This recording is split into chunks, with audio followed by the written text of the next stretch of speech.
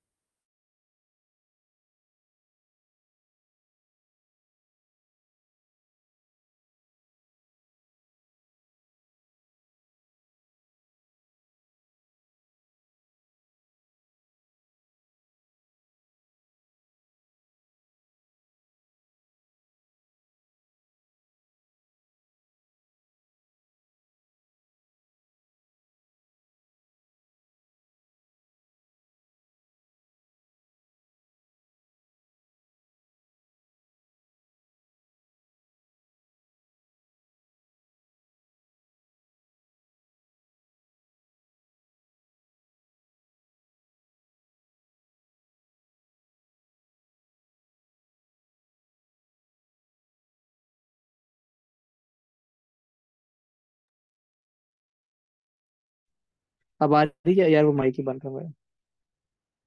अब बच्चों आवाज आ रही है? ओके जी, अगर अब आवाज आ रही है तो आप लोग ठीक है, ओके। जी जी, माइक को ऑफ। अच्छा, जो हम टॉपिक डिस्कस करेंगे वो पैराथायरॉयड हार्मोन है। पैराथायरॉयड हार्मोन का सबसे पहले आपको पता होना चाहिए कि चार ग्लैंड होते हैं। ठीक है, फिर इसकी नॉर्मल फिजियोलॉजी पता होनी चाहिए। पैराथायरॉयड हार्मोन का फंक्शन क्या होता है नॉर्मल? पहले आप ये बताएं ना, कल भी आप लोगों ने पढ़ा ही है। पैराथायरॉयड का क्या काम होता है? हाँ जी, जल्दी जल्दी बताएं। पैराथायरॉयड का क्या काम होता है बॉडी में? कैल्शियम को क्या करना, इंक्रीज करना। और क्या करना होता है इसने साथ? दूसरा काम क्या करना होता है बच्चों? जो आपका फॉस्फेट है उसको कम करना होता है। किस किस लेवल पे करना होता है ज्वर? शिराज, आज सारे पार्टिसिपेट करें। जो आपका प्रॉक्सिमल कन्वोलेटिव ट्यूब्यूल है ना, वहां पे इसने क्या करना होता है? बॉडी से फॉस्फेट की एक्सक्रीशन करनी होती है। ठीक है, नंबर वन इंपॉर्टेंट पॉइंट। दूसरा आपने लिखना है, ये डिस्टल कन्वोलेटिव ट्यूब्यूल पे क्या करता है? कैल्शियम की बॉडी में रीअब्जॉर्प्शन कर रहा होता है। ठीक है, ये इसके दो इंपॉर्टेंट फंक्शन है। नॉर्मल फंक्शन ही क्या करता है? इन शॉर्ट कहने का मतलब ये है कि ये फॉस्फेट के लेवल को कम कर रहा होता है और कैल्शियम के लेवल को बॉडी में ज्यादा कर रहा होता है। कैल्शियम का क्या नॉर्मल फंक्शन है? हाँ जी, अगर कैल्शियम बॉडी में ना हो तो क्या क्या हो सकता है? कैल्शियम क्या करता है आपके? एक्शन पोटेंशियल में हेल्प करता है आपके। हाँ जी, जल्दी जल्दी बताएं। एक्शन पोटेंशियल में हेल्प करता है ना आपके? कार्डिक मसल हो, स्केलेटल मसल हो, सब में एक्शन पोटेंशियल में आपके थ्रेशोल्ड तक उसको लेके जा रहा होता है। ठीक है, बस अब इतना सा इसके इंपॉर्टेंट पॉइंट है, इतने से बस अब इतना याद रखें। क्या करता है? प्रॉक्सिमल कन्वोलेटिव ट्यूब्यूल पे फास्फेट की एक्सक्रीशन कर रहा होता है, और डिस्टल कन्वोलेटिव ट्यूब्यूल पे क्या करता है? कैल्शियम की बॉडी में रीअब्जॉर्प्शन कर रहा होता है। ठीक है, अच्छा, सबसे पहले हम डिस्कस करेंगे प्राइमरी हाइपर पैराथायरॉयडिज्म।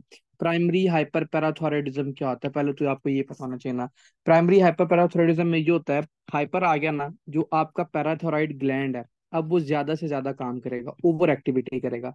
तब ये ओवर एक्टिविटी करेगा, क्या ये कैल्शियम को बॉडी में ज्यादा रीअब्सॉर्ब करेगा? डेफिनेटली करेगा। फास्फेट को ज्यादा बॉडी से एक्सक्रीट करेगा? फास्फेट को बॉडी से ज्यादा एक्सक्रीट करेगा। ठीक है, ये इसका जब ये हाइपर पैराथायरॉयडिज्म, जब ग्लैंड ओवर फंक्शन करने लग जाए तब होता है। अब लिखिए इसकी कॉजेज। ऐसी कौन कौन सी कॉजेज है जो आपकी करवा सकती हैं क्या? हाइपर पैराथायरॉयडिज्म करवा सकती हैं। हाँ जी, साथ साथ पार्टिसिपेट करें जिस चीज को पता है इसकी कॉजेज। अगर तो आपसे पूछी जाए ना इसकी मोस्ट कॉमन कॉज क्या है, तो आपने बताना है जी इसका एडिनोमा मोस्ट कॉमन कॉज है। ठीक है, कौन सा कॉज है? एडिनोमा। एडिनोमा क्या होता है? बिनाइन कैंसर होता है ना, तो बिनाइन कैंसर इसकी मोस्ट कॉमन कॉज है किसकी? हाइपर पैराथायरॉयडिज्म की। दूसरी लिखे यहाँ पे, हाइपरप्लेजिया अगर हो गया ग्लैंड का, किसी भी रीजन की वजह से आपका ग्लैंड ओवर एक्टिविटी कर रहा है, उसका हाइपरप्लेजिया हो गया, उसकी वजह से भी क्या होगा? कैल्शियम ज्यादा बॉडी में रिअब्सॉर्ब होगा, फास्फेट ज्यादा से ज्यादा एक्सक्रीट होगा, या क्या हो गया? कार्सिनोमा हो गया। ठीक है, ये तीन से चार इंपॉर्टेंट ऐसे पॉइंट है जो आपको याद होना चाहिए। अगर पूछते एग्जामिनर पूछता है कि मोस्ट कॉमन कॉज क्या है, तो आपने बताना है जी ये parathyroid adenoma is the most common cause of primary hyperparathyroidism. अब एक पेशेंट के अंदर फॉर एग्जांपल हाइपरपैराथायरॉयडिज्म हो गया है, उसके अंदर क्या क्या क्लिनिकल फीचर आएंगे? ऐसे कौन कौन से सिम्टम है जो उस पेशेंट के अंदर आएंगे जिसके अंदर हाइपरपैराथायरॉयडिज्म हो गया? मुझे पहले ये बताएं, क्या इस पेशेंट के अंदर कैल्शियम ऑक्सलेट स्टोन बन सकते हैं? जल्दी जल्दी बताएं। क्या इसके अंदर नेफ्रोलिथासिस हो सकता है? हाँ जी, अगर हो सकता है तो क्यों? इसके अंदर नेफ्रोलिथासिस होगा, इसके अंदर नेफ्रोलिथासिस होगा। आपको पता है कैल्शियम बॉडी में रीअब्सॉर्ब भी ज्यादा होगा, एक्सक्रीट भी ज्यादा होगा, जिसकी वजह से स्टोन बन जाएंगे। कौन से स्टोन? कैल्शियम ऑक्सलेट स्टोन 80% होते हैं, मोस्ट कॉमन। इसका पहला सिम्टम आपने याद रखना है। दूसरा लिखें, क्या इसकी वजह से कैल्सिनोसिस हो सकती है? जब आपकी बॉडी में कैल्शियम का लेवल बढ़ता है, कैल्शियम दो तरह की कैल्सिनोसिस होती है, एक होती है डिस्ट्रोफिलिक कैल्सिफिकेशन, एक होती है कौन सी? Metastatic calcification.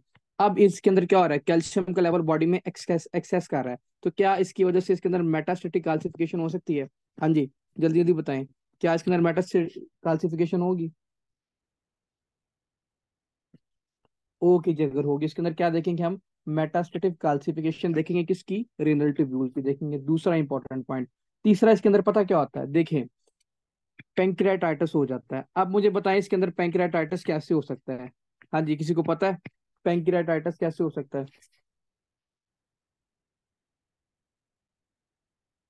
Calcium increase, enzyme increase, very good, over activate enzyme, जो वेरी गुड तसीन। पैंक्रियाटाइटिस के अंदर पता कैसे होगा? कैल्शियम का एक काम होता है, ये जाके क्या करता है? आपके एंजाइम की एक्टिवेशन करवा रहा होता है। तो अब देखिए इसके अंदर क्या हो गया, हाइपर पैराथायराइडिज्म होगा तो ज्यादा से ज्यादा इसके एंजाइम एक्टिवेट नहीं होंगे, तो क्या इस पेशेंट के अंदर पैंक्रियाटाइटिस हो गया है? फॉर एग्जाम्पल, ये कैसे स्टमक पड़ा हुआ है, ये डक्ट पड़ी हुई है, यहाँ पे इसका पैंक्रियाज पड़ा हुआ है, यहाँ से इसके पैंक्रियाटिक एंजाइम ज्यादा से ज्यादा रिलीज होते जाएंगे, ज्यादा से ज्यादा रिलीज होते जाएंगे अपनी ही डक्ट के अंदर। तो ये क्या पैंक्रियाटाइटिस करवा सकते हैं, जिसको हम क्या बोलते हैं? ऑटो डाइजेशन बोलते हैं ना, इसके अंदर ऑटो डाइजेशन हो रही होती है पैंक्रियाटाइटिस वाले पेशेंट के अंदर। तो क्या इसके अंदर पैंक्रियाटाइटिस हो सकता है? इस पेशेंट के अंदर पैंक्रियाटाइटिस भी देखेंगे। अब मुझे ये बताएं, क्या इस पेशेंट के अंदर पेप्टिक अल्सर डिजीज हो सकती है? जल्दी बताएं, अल्सर हो सकता है? अगेन वही एंजाइम ओवर एक्टिवेट करेंगे तो उसकी वजह से भी क्या हो जाएगा बच्चों? इस पेशेंट के अंदर अल्सर भी हो सकता है।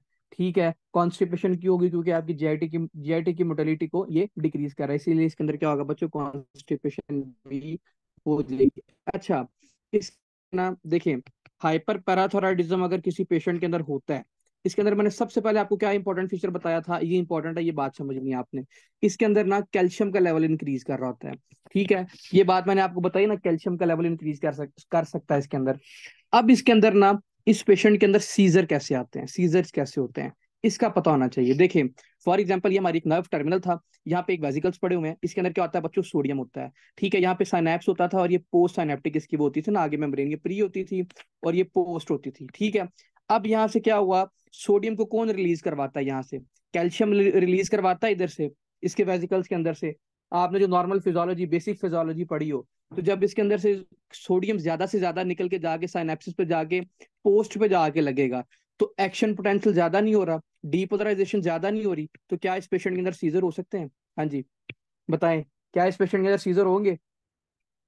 जल्दी जल्दी बताएं। ये वाला पॉइंट समझ में आ गया ना? तो इस पेशेंट के अंदर क्या हो गया? सीजर भी होंगे।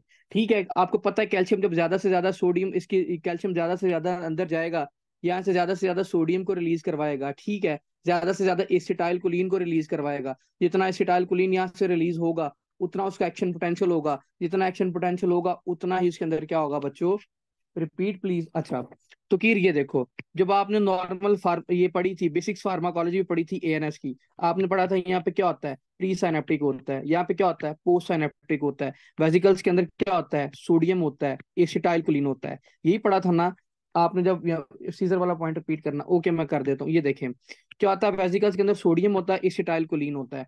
अब इसको वेसिकल से जब ये सोडियम और एसिटाइल कोलिन निकलेगा, तब भी तो जाके ये साइनेप्सिस वाली जगह पे जाएगा, पोस्ट जाके उस पे मेम्ब्रेन पे लगेगा, पोस्ट साइनेप्टिक मेम्ब्रेन पे लगेगा। ठीक है, तब भी तो एक्शन पोटेंशियल होगा। यही नॉर्मल फिजियोलॉजी पढ़ी थी ना आपने उसके अंदर, इसमें बायो में भी पढ़ी थी, इसमें 12th क्लास में एफएस में ना, यही पढ़ा था ना। और इसको कौन रिलीज करवा रहा था बच्चों? कैल्शियम ने रिलीज करवा रहा होता था, ये चीज पढ़ी थी ना। तो अगर किसी पेशेंट के अंदर वो हाइपर पैराथायराइडिज्म हो रहा है, तो उसके अंदर कैल्शियम का लेवल ज्यादा हो रहा है, तो ज्यादा से ज्यादा सोडियम और एसिटाइल कोलिन ज्यादा से ज्यादा रिलीज नहीं होंगे? ज्यादा से ज्यादा होंगे, एक्शन पोटेंशियल ज्यादा नहीं होगा उस पेशेंट के अंदर, तो इतना एक्सेस में रिलीज हो रहा है, तो क्या इस पेशेंट के अंदर सीजर नहीं हो सकते? हाँ जी, खुद बताओ, सीजर होंगे इस पेशेंट के अंदर?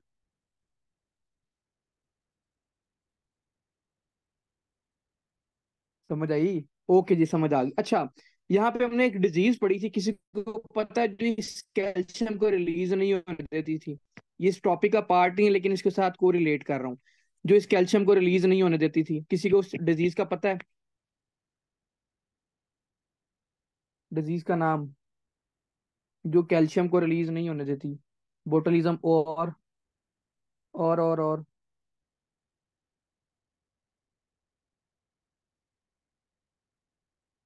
बच्चों, लंबार्ड ईटन सिंड्रोम नहीं पड़ा था? लंबार्ड ईटन सिंड्रोम क्या करता था? आपके कैल्शियम को अंदर जाने नहीं देता था, एसिटाइलकोलिन को रिलीज नहीं होने देता था। याद आया कि कोई नहीं आया? ओके जी, लंबार्ड ईटन सिंड्रोम करवा रहा होता है, ठीक है। जो कैल्शियम को इनहिबिट कर रहा होता है कि रिलीज नहीं होने देता। सीजर्स वाली आपने बात याद रखनी, क्योंकि कैल्शियम ज्यादा अंदर जाएगा, सोडियम ज्यादा से ज्यादा रिलीज होगा, एसिटाइलकोलिन ज्यादा से ज्यादा रिलीज होगा, डीपोलराइजेशन उसकी ज्यादा से ज्यादा होगी, उसकी वजह से क्या हो रहा है? सीजर हो सकते हैं उस पेशेंट के अंदर। ये इंपॉर्टेंट बात है जो आपने याद रखना है। अब हमारे पास फॉर एग्जांपल एक पेशेंट आया, कौन सा? प्राइमरी हाइपर पैराथायरॉयडिज्म का पेशेंट आया। ठीक है, इसको हमने डायग्नोज कैसे करना है, ये भी इंपॉर्टेंट पॉइंट है कि इस पेशेंट को डायग्नोज कैसे करना है। देखें, सबसे पहले मुझे आप ये बताएं, क्या इसका हम सीरम कैल्शियम का लेवल चेक करेंगे? हाँ जी। क्या सीरम कैल्शियम का लेवल चेक करेंगे? सीरम कैल्शियम का लेवल इंक्रीज करेगा कि डिक्रीज करेगा? जल्दी जल्दी बताते जाएं। कैल्शियम का लेवल इस पेशेंट के अंदर इंक्रीज करेगा। मुझे ये बताएं, क्या इस पेशेंट का पैराथोराइड हार्मोन इंक्रीज करेगा कि डिक्रीज करेगा? हाँ जी। पैराथोराइड हार्मोन का लेवल इंक्रीज करेगा कि डिक्रीज करेगा? जल्दी जल्दी बताते जाएं। पैराथोराइड हार्मोन का लेवल इंक्रीज करेगा। फॉस्फेट का लेवल इंक्रीज करेगा कि डिक्रीज करेगा? फॉस्फेट का लेवल, फॉस्फेट का लेवल इंक्रीज के डिक्रीज? डिक्रीज करेगा, वेरी गुड। अब इसके अंदर फॉस्फेट का लेवल डिक्रीज करेगा। अच्छा, अब इसमें हम एक एंजाइम देखते हैं, अल्कलाइन फास्फेट के नाम से आता है। अल्कलाइन फास्फेट बच्चों तब रिलीज होता है जब आपकी क्या होती है, बोन्स की डिस्ट्रक्शन हो रही होती है, ठीक है, या आपकी ओस्टियोपोरोसिस हो रही होती है, ठीक है, तब ये ज्यादा से ज्यादा रिलीज होता है। अब कैल्शियम पैराथोराइड हार्मोन का एक काम है कि इसने बॉडी में क्या करना, कैल्शियम के लेवल को इंक्रीज करवा रहे होना। अब ये कैल्शियम कैल्शियम का लेवल इस तरह भी इंक्रीज करवा सकता है, ये ज्यादा से ज्यादा आपकी डिस्टल कॉन्वोलेटिव ट्यूब्यूल पे कैल्शियम के रीअब्जॉर्प्शन करवा रहा होता है। Number one important point.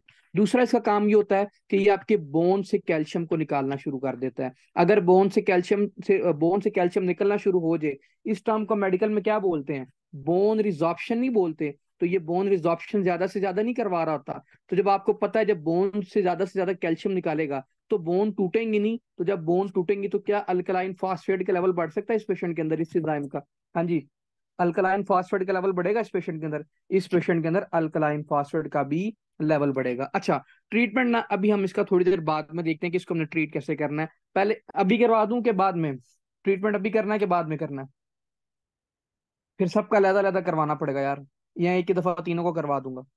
अभी करवा दूं, ओके। देखें, ट्रीटमेंट इस पेशेंट का पता है क्या करना है? हमने क्या करना है इस पेशेंट के अंदर बच्चों, सबसे पहले कैल्शियम के लेवल को डिक्रीज करना होता है, ठीक है, नंबर वन इंपॉर्टेंट बात। दूसरी इसमें हमने क्या करना होता है, अब सिम्टोमेटिक ट्रीटमेंट के साथ चलना हमने, ठीक है। बोन की डिस्ट्रक्शन ज्यादा हो रही है ना, तो हम कुछ ऐसे ड्रग नहीं देंगे जो बोन्स की डिस्ट्रक्शन को कम कर दे। हाँ जी, वो देंगे इस पेशेंट के अंदर। बिस्फॉस्फोनेट इसके अंदर हम दे सकते हैं, जो क्या करता है, आपकी जाके बोन पे ओस्टियोक्लास्टिक एक्टिविटी को कम करता है। तब आपको पता है ओस्टियोक्लास्टिक एक्टिविटी कम हो जाएगी तो क्या होगा इस पेशेंट के अंदर, बोन कम टूटेंगी इस पेशेंट के अंदर। तो क्या हम बिस्फॉस्फोनेट ड्रग इस पेशेंट के अंदर दे सकते हैं? इस पेशेंट के अंदर सबसे पहले अगर बोन्स की ब्रेकडाउन ज्यादा से ज्यादा हो रही है तो हमने बिस्फॉस्फोनेट देना है। दूसरा, हमने इस पेशेंट के अंदर सीना काल्साइट देना है। आप मुझे बताएं, सीना काल्साइट इसके अंदर ड्रग क्यों देंगे? हाँ जी, किसी को पता है सीना काल्साइट ड्रग क्यों देंगे इसका?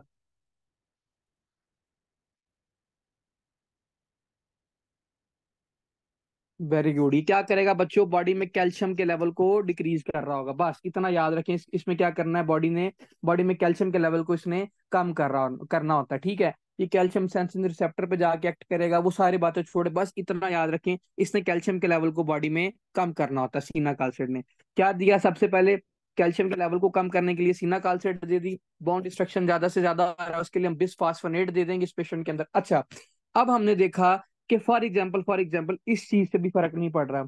हाँ जी, देता हूँ जी, बताता हूँ।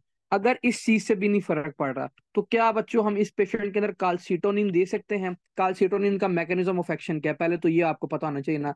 काल्सीटोनिन का मैकेनिज्म ऑफ एक्शन ये है कि बच्चों इसने बोन मिनरलाइजेशन को ज्यादा करना होता है, ठीक है, और जो बोन रिजॉर्प्शन होती है ना, उसको कम करना होता है।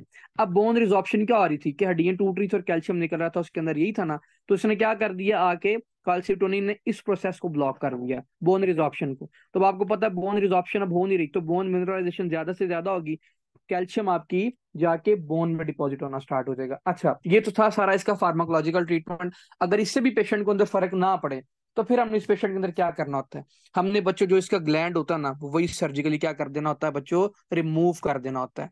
ठीक है, इसके अंदर क्या करना है, सर्जिकली रिमूव करके क्या कर देना, पैराथोराइडेक्टमी कर देनी होती है।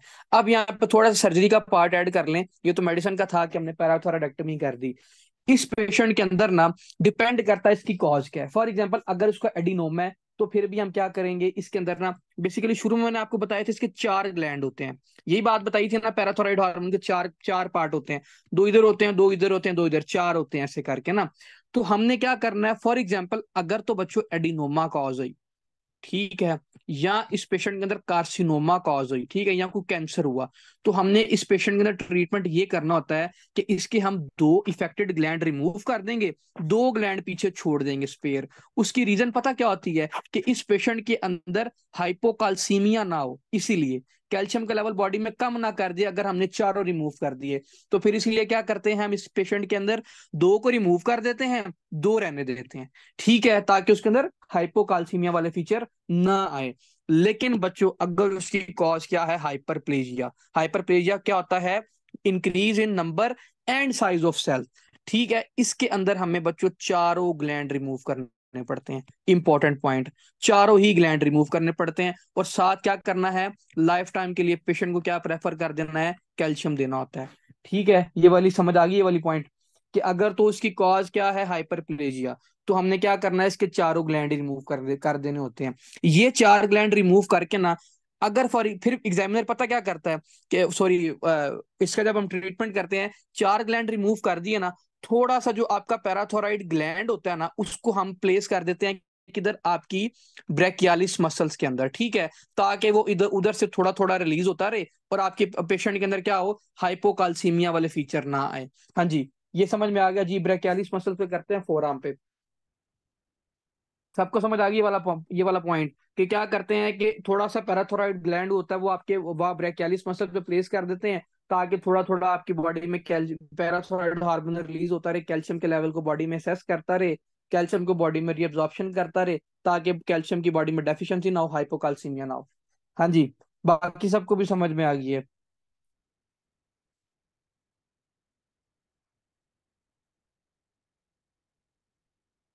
ब्रेकियालिस वाली बात, यार ब्रेकियालिस वाली बात ये होती है कि जब फॉर एग्जांपल किसी पेशेंट के अंदर हाइपरप्लेजिया कॉज होती है ना, तो कीर बात सुनो, तो हम उसके अंदर पता क्या करते हैं, 4 ग्लैंड तो रिमूव करते ही करते हैं, ठीक है, सर्जिकली। हम इसके अंदर ये करते हैं कि दोबारा इसका हाइपरप्लेजिया ना हो, तो हम इसकी लोकेशन चेंज कर देते हैं। हम लोकेशन चेंज करके ये जाके लगा देते हैं ब्रेकियालिस मसल्स के अंदर, लगा देते हैं पैराथोराइड ग्लैंड आपका। फिर जब हमने ब्रेकियालिस मसल्स में जाके आपका क्या लगा दिया, पैराथोराइड ग्लैंड लगा दिया, तो फिर ये वहां पे फंक्शन करना शुरू कर देगा आपका ना। 4 ग्लैंड थे, आपने 3 रिमूव कर दी, एक वहां पे जाके लगा दिया, ठीक है, थोड़ा सा आपने लगाना होता है वहां पे ब्रेकियालिस मसल पे, ताकि बॉडी में पैराथोराइड हार्मोन थोड़ा बहुत रिलीज होता रहे, कैल्शियम की बॉडी में रीअब्जॉर्प्शन करता रहे, फास्फेट को बॉडी से एक्सक्रीट करता रहे, नॉर्मल लाइफ जो उसकी है वो कंटिन्यू होती रहे, ठीक है। साथ आपने बाहर से भी कैल्शियम देना होता है, क्योंकि इसके अंदर इतनी कैपेसिटी फिर नहीं होती कि ये सारे कैल्शियम को जितना उसकी रिक्वायरमेंट है उसको एब्जॉर्ब करता हो, ठीक है। बस इसमें हम यही करते होते हैं। सर्जिकली इसका ट्रीटमेंट, अगर इसके फार्माकोलॉजिकल ट्रीटमेंट काम ना करे तो सर्जिकली इस पेशेंट को रिमूव कर देते हैं, इसके ग्लैंड को। फिर डिस्कस करते हैं सेकेंडरी हाइपरपैराथोराइडिज्म। सेकेंडरी हाइपरपैराथोराइडिज्म नाम से पता चल रहा है कि अब पैराथोराइड ग्लैंड के अंदर इशू नहीं है, अब इशू किधर होना है, कहीं और होगा। सेकेंडरी से आपने याद रखना है। अब सेकेंडरी मतलब कहीं और इशू किधर हो सकता है, या तो उस पेशेंट के अंदर क्या है, विटामिन डी की डेफिशिएंसी हो सकती है, या उस पेशेंट के अंदर क्या है बच्चों, क्रोनिक किडनी फेलियर भी हो सकता है, ठीक है। सीकेडी भी कॉज होती है, वो भी करवा सकती है, ठीक है। अब आपको पता है विटामिन डी अगर फॉर एग्जांपल किसी पेशेंट के अंदर डेफिशिएंसी है, तो मुझे ये बताएं, क्या उस पेशेंट की कैल्शियम की एब्जॉर्प्शन हो सकती है? हाँ जी, खुद बताएं, क्या उस पेशेंट के अंदर कैल्शियम की रीअब्जॉर्प्शन हो सकती है? वो कंप्लीट प्रोसेस समझा दूं कि कंटिन्यू जाने दूं, कि समझ आ गई ये वाला पॉइंट? हाँ जी, जाने दे, सबको समझ आ गई है। जिस किसी को एक को भी नहीं आई तो मुझे बता दे, कोई मसला नहीं, मैं वो कर दूंगा, उसको एक्सप्लेन कर दूंगा, क्योंकि बेसिक्स की बातें हैं। ओके जी, अगर क्लियर है, ओके। विटामिन डी वाले पेशेंट के अंदर भी क्या होगा, कैल्शियम बॉडी में रीअब्सॉर्ब नहीं होगा। जब कैल्शियम आपका बॉडी में रीअब्सॉर्ब नहीं होगा, तो कैल्शियम की फिर क्या हो जाएगी, डेफिशिएंसी हो जाएगी। पहला इंपॉर्टेंट बात।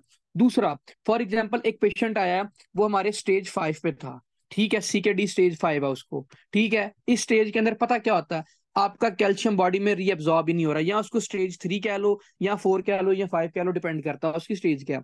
अब आपको पता है उसके अंदर क्या होगा, क्रोनिक किडनी डिजीज हो गया। तो मुझे क्या आप ये इंपॉर्टेंट बात बताएं, क्या बॉडी में कैल्शियम एब्जॉर्ब हो सकता है? हाँ जी, जल्दी जल्दी बताएं। क्या ट्यूब्यूल्स अपना काम करेंगे उसके अंदर? नहीं करेंगे। तो क्या उसके अंदर कैल्शियम का लेवल डिक्रीज करेगा उस पेशेंट के अंदर? कैल्शियम का लेवल उस पेशेंट के अंदर डिक्रीज कर देगा। दूसरा इंपॉर्टेंट पॉइंट मुझे ये बताएं, क्या अब उस पेशेंट की बॉडी से फॉस्फेट निकल सकता है? फॉस्फेट एक्सक्रीट कर सकता है इस पेशेंट के अंदर से? जल्दी जल्दी बताएं। नहीं कर सकेगा। ये प्रॉक्सिमल कन्वोल्यूटिव ट्यूब्यूल से एक्सक्रीट होता था। अब आपको पता है सीकेडी का पेशेंट है, उसकी ट्यूब्यूल्स डैमेज है, फॉस्फेट एक्सक्रीट नहीं करेगा, बॉडी में फॉस्फेट का लेवल बढ़ जाएगा। अब आप मुझे ये बताएं, पैराथायराइड हार्मोन ज्यादा से ज्यादा रिलीज हो रहा है कि किसी तरह में भाई कैल्शियम को बॉडी में रीअब्सॉर्ब करा लूं, लेकिन उसको ये नहीं पता आगे जिस पे जाके उसने एक्ट करना वही मसला चल रहा है, किडनी खराब है उसकी, वो तो सही तरह काम नहीं करेगी। तो इस पेशेंट के अंदर पैराथायराइड हार्मोन का लेवल इंक्रीज, कैल्शियम का लेवल डिक्रीज, फास्फेट का लेवल डिक्रीज इंक्रीज। ठीक है, ये इंपॉर्टेंट इसमें आता है सारे इस क्लिनिकल फीचर। अब इसके अंदर क्या होगा, इसके फॉर एग्जांपल किसी पेशेंट के अंदर क्या हुआ, ये सीके डी हो गया। सीके डी होने की वजह से अब इसके थोड़े से ना क्लिनिकल फीचर को डिस्कस कर लेते हैं कि सीके डी को फॉर एग्जांपल किसी पेशेंट को सेकेंडरी हाइपर पैराथायराइडिज्म है, इसका क्वेश्चन कैसे आता है, वो इस चीज पे नोट करना है। पेशेंट पता क्या कहेगा, पेशेंट ने वो एग्जामिनर पता क्या हमें क्वेश्चन में मार्क करके देगा, एग्जामिनर ने कहना है कि एक पेशेंट आया हमारे पास, ठीक है, उस पेशेंट को क्या हुआ, उसके ना एक चुवोस्टिक साइन पॉजिटिव था। अब ये बताता हूँ क्या होता है कि चुवोस्टिक साइन वो होता है कि जो आपकी फेशियल नर्व पे ये करे ना, पालपेट करें, तो जो आपका टेम्पोरो मैंडिबुलर जॉइंट है ये कॉन्ट्रैक्ट कर जाता है। ठीक है, एक इंपॉर्टेंट पॉइंट इतना याद रखें, चुवोस्टिक साइन पॉजिटिव था उसके अंदर। दूसरा क्या उसके अंदर, ट्रोशियस साइन पॉजिटिव था। ठीक है, अब ट्रोशियस साइंस क्या होता है कि जब आपको बीपी कफ लगाते हैं ना, तो उसकी वजह से आपको पता थोड़ा सा स्टिमुलस मिलता है, स्टिमुलस मिलने की वजह से मसल कॉन्ट्रैक्ट कर जाते हैं। ठीक है, उसको हम क्या बोलते हैं, क्या कहते हैं, ट्रोशियस साइन बोलते होते हैं। बेसिकली ये जो दोनों साइन है, ये दोनों साइन है आपके हाइपोकाल्सीमिया के। ठीक है, ये सूडो हाइपोपैराथायराइडिज्म के साइन है ये वाले ना। लेकिन इसको मैंने हाइपर पैराथायराइडिज्म वाले फीचर के अंदर क्यों इसके अंदर मैंने लिखा, उसकी रीजन ये है कि भाई पैराथायराइड हार्मोन तो अपना काम कर ही रहा है, ठीक है, लेकिन बॉडी में कैल्शियम ही कम है। तो मुझे ये बताएं, तो उसके अंदर जब कैल्शियम कम है, तो उसके अंदर जो हाइपोकाल्सीमिया वाले फीचर थे वो नहीं आएंगे इसके अंदर, चुबोस्टिक साइन इसके अंदर आएगा, इसके अंदर ट्रोशियस साइन आएगा। ये आपने कई दफा पढ़े होंगे कि फेशियल नर्व उसने वो पालपेट की, वो कॉन्ट्रैक्ट कर गई, बीपी कफ लगाया, उसकी वजह से भी उसके मसल कॉन्ट्रैक्ट कर गए, वो सारी बातें आप सबने पढ़ी होंगी। ठीक है, तो एग्जामिनर जब भी क्वेश्चन देता है, अगर तो उसने पूछना हो सेकेंडरी हाइपर पैराथायराइडिज्म का, वो क्या करेगा, उस पेशेंट का क्वेश्चन में लिखेगा। अब मैं सिर्फ क्वेश्चन के मेन पॉइंट पॉइंट लिखूंगा, क्वेश्चन को एसोसिएट करना है सीके डी के साथ। मैं लिखूंगा जो इसका सीके का लेवल, क्रिएटिनिन काइनेज का लेवल वो इंक्रीज है। पहला पॉइंट मैंने ये लिख लिया कि किडनी इशू चल रहा है। दूसरा मैंने लिखना है कि इसके अंदर चुवोस्टिक साइन पॉजिटिव है। ठीक है, तीसरा मैंने ये लिख लिया इसके अंदर ट्रोशियस साइन पॉजिटिव है। चौथा मैं इसके अंदर ये लिखूंगा कि इसके अंदर पैराथोराइड हार्मोन का लेवल इंक्रीज है। अब वो पूछेगा what is most likely diagnosis, question ऐसे आएगा जब भी आएगा सेकेंडरी हाइपरपैराथायराइडिज्म का, तो इसका आंसर क्या होगा, सेकेंडरी हाइपरपैराथायराइडिज्म। इसी क्वेश्चन को थोड़ा सा और चेंज कर लेते हैं, आपका अगला टॉपिक भी इसी के अंदर ही कवर हो जाएगा। वो लिखेगा इस पेशेंट के अंदर क्या है, चुवोस्टिक साइन पॉजिटिव है, ट्रोशियस साइन पॉजिटिव है, साथ वो लिख देगा पैराथोराइड हार्मोन का लेवल बॉडी में कम है। ठीक है, ये तीनों चीजें मेंशन कर देगा। अब बताएं कौन सा पेशेंट है? हाँ जी, समझ आ रही है ना? अब बताएं कौन सा पेशेंट है ये?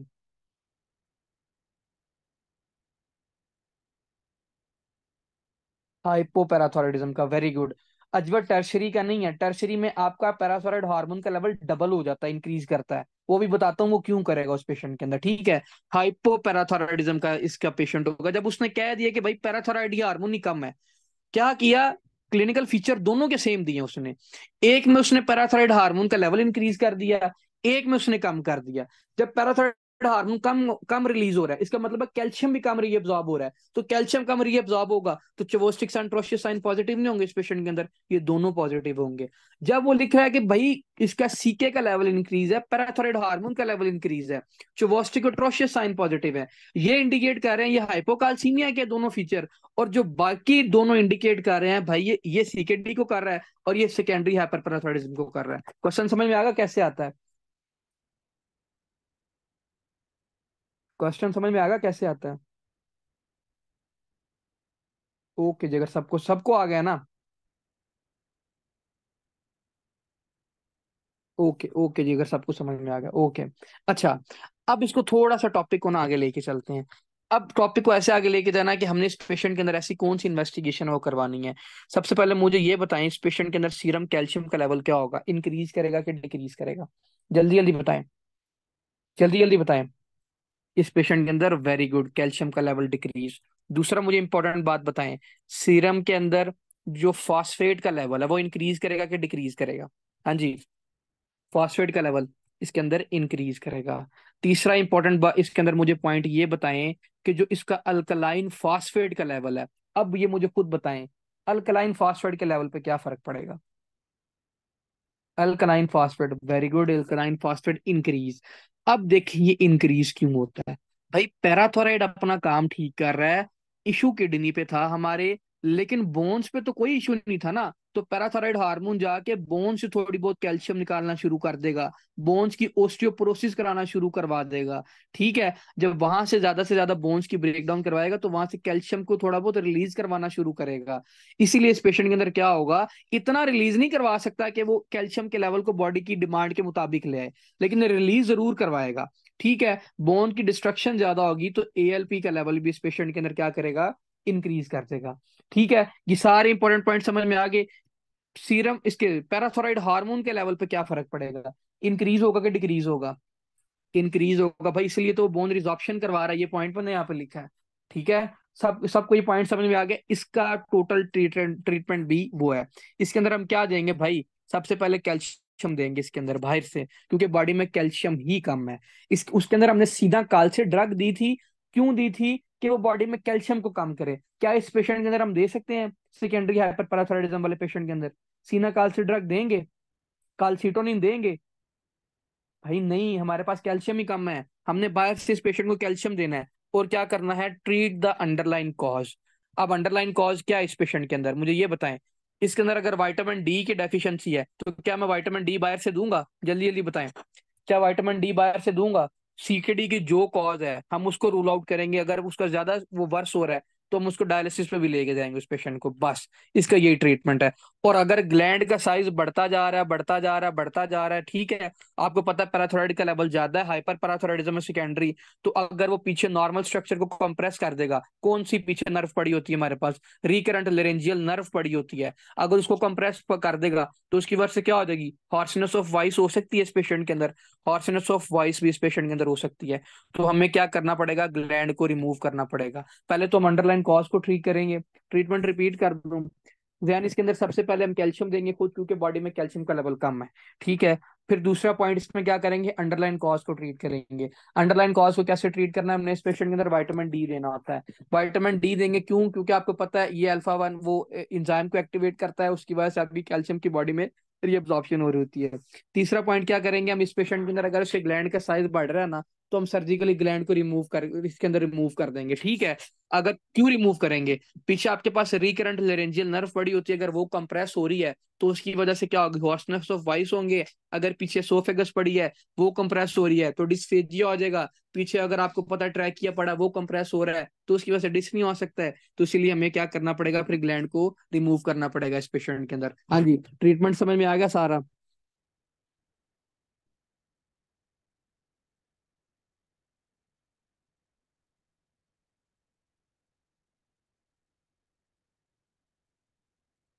ओके जगह समझ में आ गया, ठीक है, ओके जी।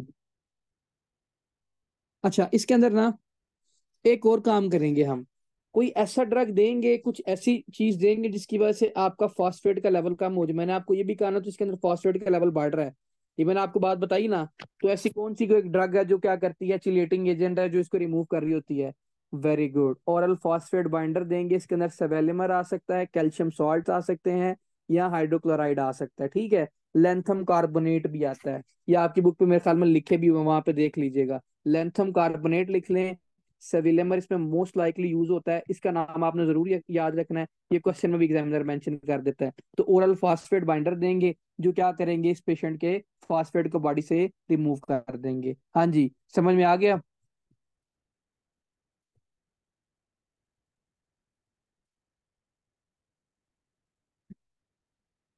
ओके जी, समझ में आ गया सबको। ओके, टर्शरी हाइपर पैराथायराइडिज्म के अंदर क्या होता है? टर्शरी में आपने याद रखना है, जो टर्शरी हाइपर पैराथायराइडिज्म होता है ना, ऑलवेज इन डायलिसिस पेशेंट के अंदर होता है। ठीक है, जो पेशेंट किधर है, डायलिसिस पे। डायलिसिस करके हमने उस पेशेंट के अंदर क्या किया भाई, कैल्शियम के लेवल को तो नॉर्मल कर ही दिया, रेगुलेट कर दिया। हमने अपनी मर्जी से आयन को बॉडी के अंदर भेजना होता है। इतना कैल्शियम जाए डायलिसिस वाले पेशेंट के अंदर, इतना सोडियम को रिअब्सॉर्ब कराना है, इतना उसके अंदर वापस पोटाशियम को भेजना है। सोडियम को तो हमने इसके अंदर ठीक कर लिया। अब मुझे ये बताएं, क्या इसके अंदर पैराथायराइड हार्मोन का लेवल डबल नहीं हो जाएगा? पैराथायराइड हार्मोन को तो यही लगेगा ना कि कैल्शियम कम है, क्योंकि किडनी सही काम नहीं कर रही। तो कैल जो इसके अंदर पैराथायराइड हार्मोन का लेवल है वो डबल से ट्रिपल हो जाएगा। किसके अंदर? आपके हाइपर पैराथायराइडिज्म के अंदर। किस हाइपर पैराथायराइडिज्म के अंदर?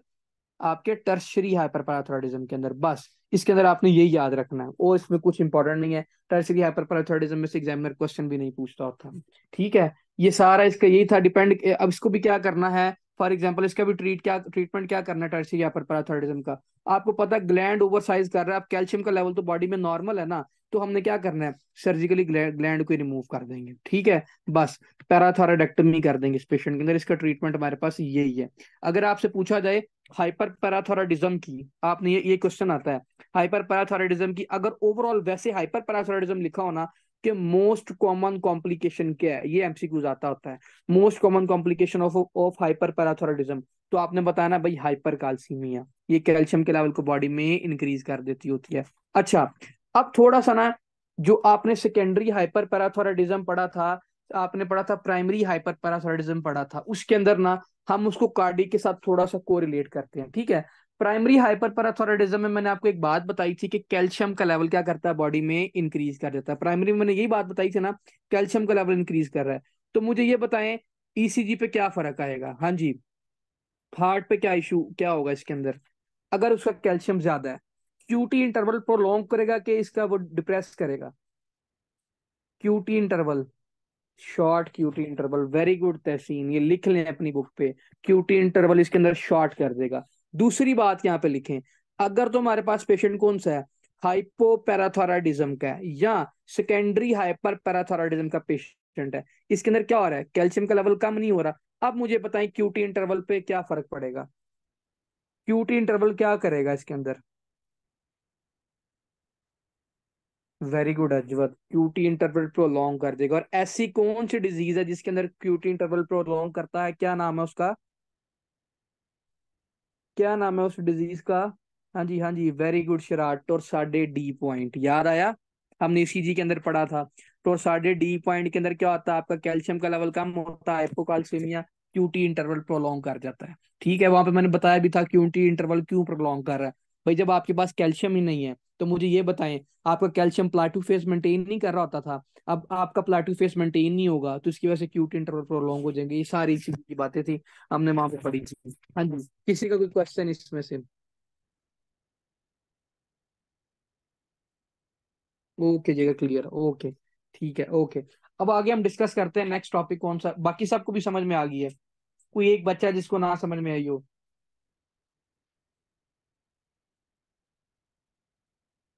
ओके जी, ओके, बाद में ना कहना कि यार नहीं समझ में, कोई भी पॉइंट अगर ना आया तो बेशक पूछ लीजिएगा। ठीक है यार। अच्छा, मैंने एक और चीज आपको बतानी थी, सच मुझे याद आ गई, तो ये अब टॉपिक चल ही रहा था कि क्या हाइपोकाल्सीमिया की वजह से आपको सीजर हो सकते हैं? ये क्वेश्चन आता है, हाइपोकाल्सीमिया की वजह से सीजर हो सकते हैं? अगर हो सकते हैं तो क्यों हो सकते हैं? हाँ जी, हाइपोकाल्सीमिया की वजह से, मैंने आपको बताया हाइपर कैल्सीमिया वाले की वजह से आपका क्या हो रहा है भाई, सीजर हो रहे हैं। अब मेरा क्वेश्चन ये, कैल्शियम इंक्रीज होने से प्लाटिक फेज इंक्रीज हो सकता है तो क्या? एक मिनट, ये बताता हूँ, पहले मुझे इस क्वेश्चन का आंसर दो कि क्या इस पेशेंट के अंदर सीजर हो सकते हैं, फिर ये मेरी बात दिन से निकल जाएगी।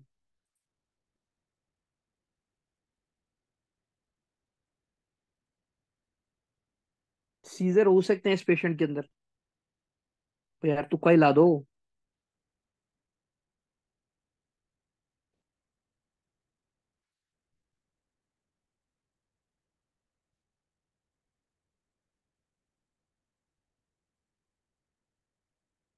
वेरी गुड जुनेद, इसका थ्रेशोल्ड ही अचीव नहीं होगा भाई।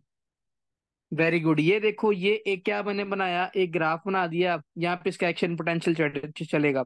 ये फॉर एग्जांपल -90 मिलीवोल्ट पे जाके इसका क्या होना, थ्रेश होल्ड पॉइंट अटेन होना, ठीक है। डीपोलराइजेशन अभी पीक पे जाएगी, यहाँ पे जाएगी, यहाँ तक आएगा सोडियम लेके इसको, ठीक है।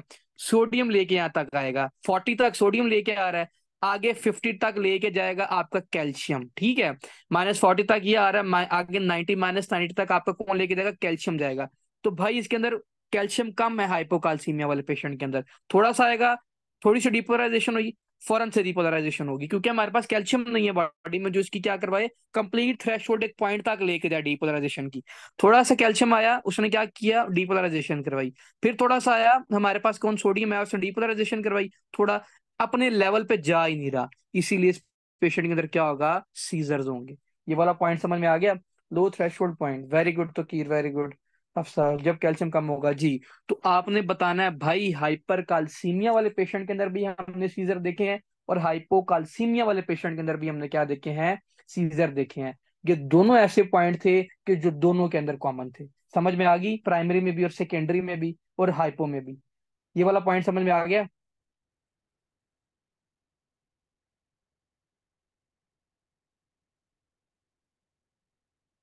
ओके जी, अगर सबको समझ में आ गया।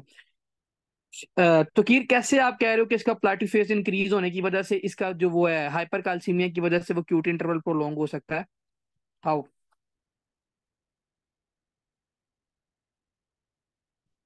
अभी ओके, अगर समझ में आ गई, ओके।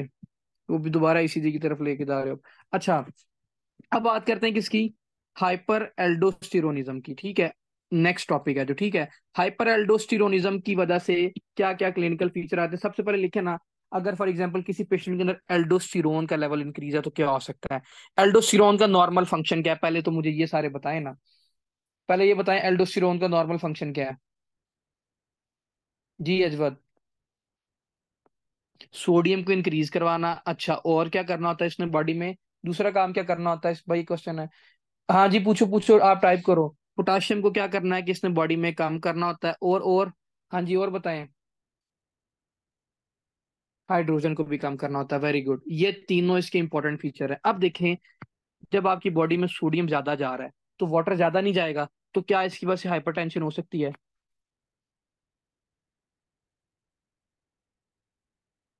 नहीं, सूडो और इसके अंदर डिफरेंस नहीं आएगा, वो आएगा इसके पैराथायराइड हार्मोन के लेवल पे, इसका ना डिफरेंशियल पॉइंट आता है। सूडो हाइपोपैराथायराइडिज्म वाले पेशेंट के अंदर ना, उसका एक ही मेन डिफरेंशियल पॉइंट है दोनों का।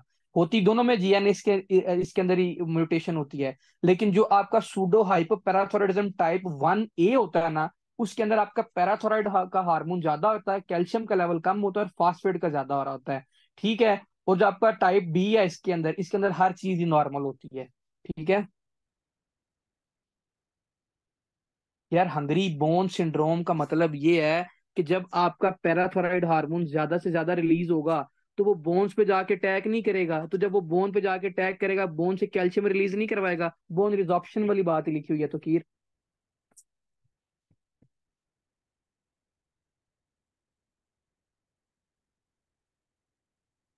अच्छा, वापस आओ यार अपने टॉपिक की तरफ। आपको क्या ऊपर वाला भी क्वेश्चन हो गया इसका, ओके।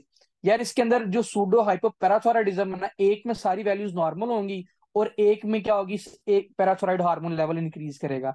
अब वो हट के टॉपिक है, वो बेसिक्स का टॉपिक है। उसके अंदर ये होगा कि एक के अंदर आपकी रेजिस्टेंस होगी ऑर्गन की, और एक के अंदर रेजिस्टेंस नहीं होगी। जिसके अंदर आपकी रेजिस्टेंस नहीं होगी उसके अंदर हर चीज नॉर्मल होगी। अगर जिसके अंदर ऑर्गन की रेजिस्टेंस हो रही है तो उसके अंदर पैराथायराइड हार्मोन अपना प्रॉपर काम करेगा, आगे किडनी पे इशू आ रहा है वो रेजिस्टेंस शो कर रही है, तो उसकी वजह से पैराथायराइड हार्मोन का लेवल इंक्रीज करेगा, कैल्शियम डिक्रीज कर देगा, फास्फेट इंक्रीज कर देगा। कहते हो तो समझा देता हूँ, वरना फिर आगे चलते हैं यार। बेसिक्स की बातें हैं ये सारी।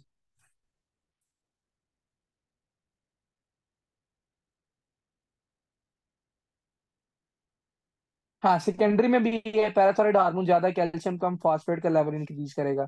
लेकिन सूडो हाइपोपैराथायराइडिज्म का जब भी क्वेश्चन वो देगा ना, एक बात जरूर याद रखनी है, जो उसका ये वो मेंशन करेगा, जो इसकी चौथी और पांचवी डिजिट है ना, ये शॉर्ट है बस। वो सूडो हाइपोपैराथायराइडिज्म में जरूर ये चीज मेंशन करेगा, शॉर्ट स्टेचर जरूर मेंशन करेगा, ठीक है। जी, अल्ब्राइट हेरिडिटरी ऑस्टियोडिस्ट्रोफी बोलते हैं इसको, ठीक है। ओके। समझ आ गई? अच्छा वापस आ जाओ अपने टॉपिक की तरफ। हाइपर एल्डोस्टेरोनिज्म क्या होता है? सबसे पहले एल्डोस्टेरोन का नॉर्मल फंक्शन देख लिया, सोडियम को बॉडी में रिअब्सॉर्ब कराना, हाइड्रोजन को एक्सक्रीट कराना, पोटेशियम को एक्सक्रीट कराना, ये नॉर्मल फंक्शन था। अब आपको पता सोडियम ज्यादा, अब हाइपर, आपका जो ग्लैंड है ओवर एक्टिवेट हो गया है, सोडियम ज्यादा रिअब्सॉर्ब होगा तो उसकी वजह से क्या होगा, वाटर रिअब्सॉर्ब होगा, हाइपरटेंशन होगी, नंबर वन इंपॉर्टेंट पॉइंट। अब इसका क्या हो रहा है कि जो हाइड्रोजन है वो यूरिन में ज्यादा जा रहा है। मुझे आप बताएं बॉडी पे क्या इफेक्ट होगा, एसिडोसिस होगी कि अल्कलोसिस होगी, पहले ये बताएं। जब आपका हाइड्रोजन ज्यादा यूरिन में जाएगा तो बायोकार्बोनेट बॉडी में ज्यादा रिटेन नहीं होगा, तो क्या उसकी वजह से अल्कलोसिस नहीं हो जाएगी, जिसको हम क्या बोलते हैं, मेटाबॉलिक अल्कलोसिस बोलते हैं। याद है ना ये वाला पॉइंट, इसको हम मेटाबॉलिक अल्कलोसिस बोल रहे होते हैं। तीसरा इसमें इंपॉर्टेंट पॉइंट लिखें, पोटाशियम बॉडी से बाहर जा रहा है, यूरिन में जा रहा है, तो क्या इस पेशेंट के अंदर हाइपोकलीमिया हो सकते हैं? जल्दी जल्दी बताएं, इस पेशेंट के अंदर हाइपोकलीमिया भी होगा। तो भाई ये तीनों ही ट्राइएड है, ये ट्राइएड एग्जामिनर मेंशन करके क्वेश्चन पूछता है, वेरी इंपॉर्टेंट, इसको याद रखना है, कॉन्सेप्ट के साथ खुद समझना है। अब आपको पता है सोडियम किधर किधर ये एब्जॉर्ब हो रहा होता है, प्रॉक्सिमल कम्युलेटिव ट्यूब्यूल पे 65% हो रहा होता है, डिस्टल कम्युलेटिव ट्यूब्यूल पे हो रहा होता है, ये लूप ऑफ एनले पे हो रहा होता है हमारा। बस वो आपने खुद ही सारी बेसिक्स की बात है, वो भी सारी आपने खुद याद रखनी है। अच्छा, अब बात करते हैं सबसे पहले किसकी, प्राइमरी हाइपर एल्डोस्टेरोनिज्म की। ठीक है, प्राइमरी हाइपर एल्डोस्टेरोनिज्म में क्या हो रहा है, इसकी भी मोस्ट कॉमन कॉज क्या होगी? पहले तो आपको ये पता होना चाहिए ना कि इसकी मोस्ट कॉमन कॉज क्या है। इसकी है bilateral adrenal hyperplasia. Very important MCQs, अगर ये आपसे एग्जामिनर पूछे most common cause of primary hyper aldosteronism, तो आपने बताना है बाइलेटरल एड्रिनल हाइपरप्लेजिया। ठीक है, साइज और नंबर दोनों बढ़ गए हैं इसके अंदर। नंबर सेकंड इंपॉर्टेंट कॉज इसके अंदर लिखें, इसके अंदर जो सेकंड इंपॉर्टेंट है वो है आपका एडिनोमा। उसके अंदर मोस्ट कॉमन था, इसके अंदर सेकंड मोस्ट कॉमन है। थर्ड पे लिख लें क्या होगा इसके अंदर, बी कार्सिनोमा, कोई ना कोई कैंसर भी क्या कर सकता है आपका, ये हाइपर एल्डोस्टेरोनिज्म करवा सकता है, एल्डोस्टेरोन ज्यादा से ज्यादा रिलीज होगा। तीनों क्लिनिकल फीचर वही जो मैंने आपको ऑलरेडी बता दिए। ठीक है, तीनों वही पॉइंट होंगे इस पेशेंट के अंदर, आपने बस वो याद रखना है, वो दोबारा रिपीट नहीं कर रहा। अब फॉर एग्जांपल किसी पेशेंट के अंदर हाइपर एल्डोस्टेरोनिज्म हो गया है, हमने उस पेशेंट को डायग्नोज कैसे करना है? हाँ जी, पहले तो ये बताया ना उसके अंदर हमने डायग्नोज कैसे करना है उस पेशेंट को, किसी को पता है हमने उस पेशेंट को कैसे डायग्नोज करना है? क्या हम उसका लेवल चेक करवाएंगे सोडियम का बॉडी में, पोटाशियम का लेवल चेक करवाएंगे, हाइड्रोजन का लेवल चेक करवाएंगे? क्या हम उसका सिटी स्कैन कर सकते हैं एब्डोमेन का, इसका स्पेसिफिकली जो इसका एरिया होता है किडनी का, उसका करवा सकते हैं? हाँ जी, बताएं। लैब्स वैल्यू पे इसको डिफरेंशिएट करना है, वेरी गुड, इसके अंदर लैब्स के वैल्यूज देखेंगे। अब आप इसके अंदर लिखें, हम इसके अंदर क्या क्या करेंगे, सोडियम का लेवल चेक करवाएंगे, पोटाशियम का लेवल चेक करवाएंगे, हाइड्रोजन का लेवल चेक करवाएंगे, सोडियम सुप्रेशन टेस्ट कौन सा, हाँ हाँ वो भी कर सकते हैं इसके अंदर। अभी तो हम वो करते हैं ना, ठहरो अभी तो हम ये करेंगे, अभी इसको सिर्फ डायग्नोज कर रहे हैं ना, बाद में देखते हैं। क्या क्या मैंने आपको बताया, इसके अंदर सोडियम का लेवल चेक करवाएंगे, पोटाशियम का लेवल इसके अंदर चेक करवाएंगे, साथ हाइड्रोजन का लेवल इस पेशेंट के अंदर चेक करवाएंगे। और कौन कौन से टेस्ट करवा सकते हैं? क्या हम इसके अंदर सिटी स्कैन करवा सकते हैं? हाँ जी, क्या इसके अंदर हम सिटी स्कैन करवा सकते हैं?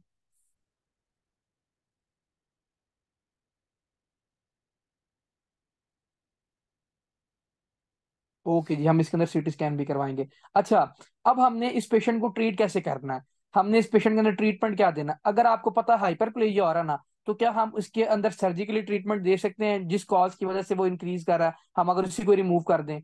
हाँ जी, सर्जिकली इसके अंदर एड्रेनलेक्टमी कर सकते हैं, हमने इसके अंदर सर्जिकली ट्रीटमेंट करके इसको रिमूव कर दें अगर, तो भाई इसके अंदर हम बस वही करेंगे। ठीक है, प्राइमरी के अंदर। सेकेंडरी के अंदर क्या हो रहा होता है, अगर फॉर एग्जांपल किसी पेशेंट के अंदर सेकेंडरी कॉज है, जी एमआरआई भी कर सकते हैं, अगर सिटी उसके अंदर एनी रीजन की वजह से कॉन्ट्रा इंडिकेटेड है, तो उस पेशेंट के अंदर हम एमआरआई भी कर सकते हैं। ठीक है, अच्छा, अब फॉर एग्जाम्पल हमने डिस्कस करना है किसको, सेकेंडरी को डिस्कस करना होता है। फॉर एग्जाम्पल अगर किसी पेशेंट के अंदर सेकेंडरी कॉज है, सेकेंडरी हाइपर एल्डोस्टेरोनिज्म है, वो होता क्यों है?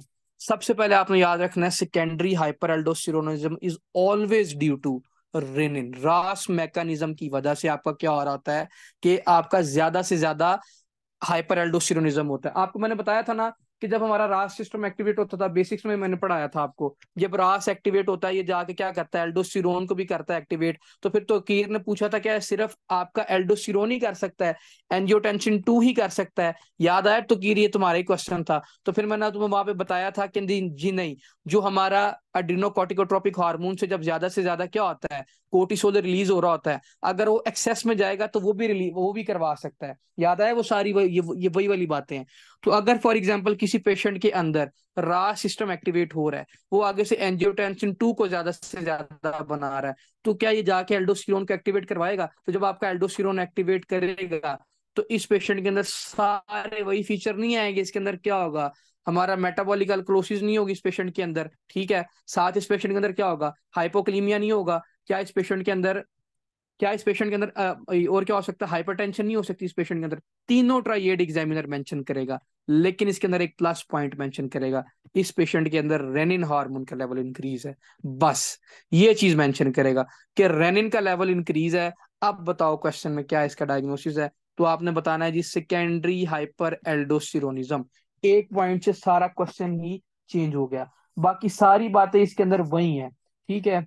इसके अंदर डेफिनेटली एडीमा भी होगा, आपको पता है सोडियम बॉडी में ज्यादा से ज्यादा रीएब्सॉर्ब हो रहा है, तो क्या एडीमा तो इसके अंदर होगा ही होगा फिर, ठीक है। इसके अंदर एडीमा होगा, लेकिन पहले वाले के अंदर एडीमा नहीं होगा, बस इतना याद रखना है।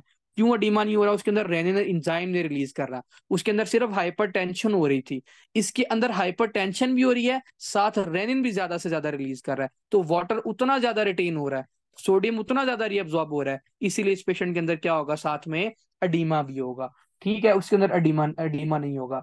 अगर इसके अंदर हमने ट्रीटमेंट क्या करना है, अच्छा अब इसकी बात करते हैं। फॉर एग्जांपल किसी पेशेंट के अंदर क्या हो रहा है, हाइपर एल्डोस्टेरोनिज्म हो रहा है, अब इसके अंदर हमने ट्रीट क्या करना है, हम ऐसे ड्रग देंगे जो सोडियम रिसेप्टर को ब्लॉक कर दे। कल पढ़ाए थे जब मैंने आपको ट्यूब्यूल्स की फिजियोलॉजी पढ़ाई थी, याद आया कि नहीं आया?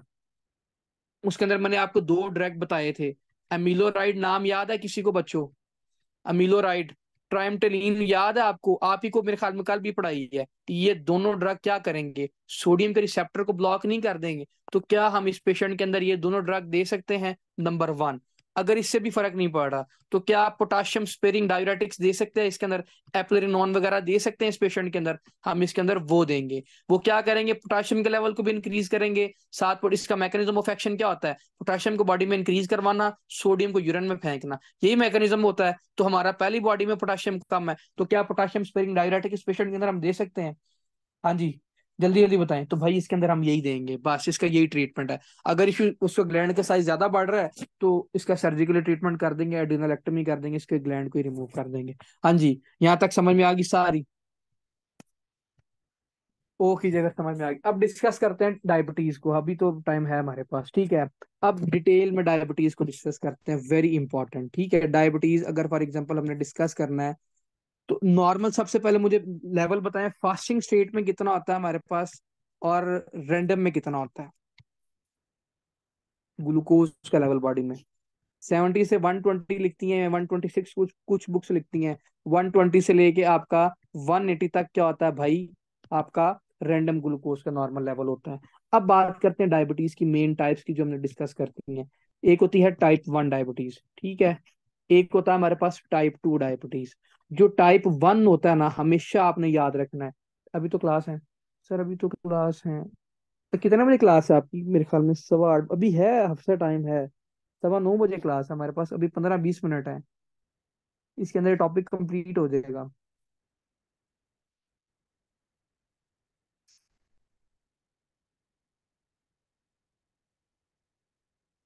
ओके जी, ये भी है हमारे पास यार टाइम, इस तरह करते रहे तो फिर ये नहीं कंप्लीट होगा, रोज की एक दो डिजीज। टाइप 1 के अंदर क्या होता है, हमेशा आपने याद रखना है कि ये ऑटो इम्यून डिजीज की वजह से हो रही होती है, ठीक है। क्यों ऑटो इम्यून डिजीज की वजह से? अगर इसमें एमसीक्यूज आता है, ऐसे कौन से जीन है जिसके अंदर म्यूटेशन हो सकती है, आपने बताना HLA-DR4 और HLA-DR3 के अंदर क्या होती है, म्यूटेशन हो जाए, तो आपको टाइप 1 डायबिटीज में तो सिस्टम को काइंडली एंड कर दें। अच्छा भैया आप लोग भी कहते हो बस करो बस करो, मेरे से तो अभी सारा करवा लो बेशक। टाइप 1 के अंदर क्या होता है, ऑटोइम्यून डिजीज होती है, HLA-DR4 HLA-DR3 की म्यूटेशन हो रही होती है। टाइप 2 के अंदर क्या होता है भाई, इंसुलिन की रेजिस्टेंस हो रही होती है, ठीक है। इतना याद रखें, या इंसुलिन कम प्रोड्यूस हो रही होती है, टाइप 2 डायबिटीज की ये कॉजेज हैं। अब सबसे पहले डिस्कस करते हैं, फॉर एग्जाम्पल किसी पेशेंट के अंदर क्या हो गया है, टाइप 1 डायबिटीज मेलाइटस हो गया है। ऐसे कौन कौन से क्लिनिकल फीचर है कि उस पेशेंट के अंदर आ सकते हैं, देखें। आप मुझे बताएं, ग्लूकोज क्या एक सोल्यूट है कि सॉल्वेंट है, पहले तो मुझे ये बताएं ना। ग्लूकोज एक सोल्यूट है कि सॉल्वेंट है? ग्लूकोज एक सोल्यूट है, ठीक है। जब आपकी बॉडी में सोल्यूट का लेवल बढ़ता है, तो जो आपका ये वाटर होता है, ये ज्यादा से ज्यादा यूरिन में नहीं जाता, हमने ये बातें सारी पढ़ी है ना वहां पे।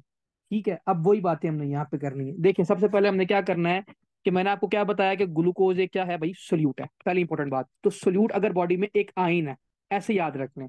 तो अब वाटर को ज्यादा से ज्यादा यूरिन में नहीं जाना चाहिए, तो भाई वाटर ज्यादा से ज्यादा यूरिन में जाएगा। पहला इंपॉर्टेंट क्लिनिकल फीचर इस पेशेंट के अंदर क्या होगा, पोलीयूरिया होगा। ठीक है, दूसरा इसके अंदर प्यास ज्यादा से ज्यादा लगेगी। तो क्या इसके अंदर पोलीडिप्सिया होगा, मुझे पहले ये बताएं।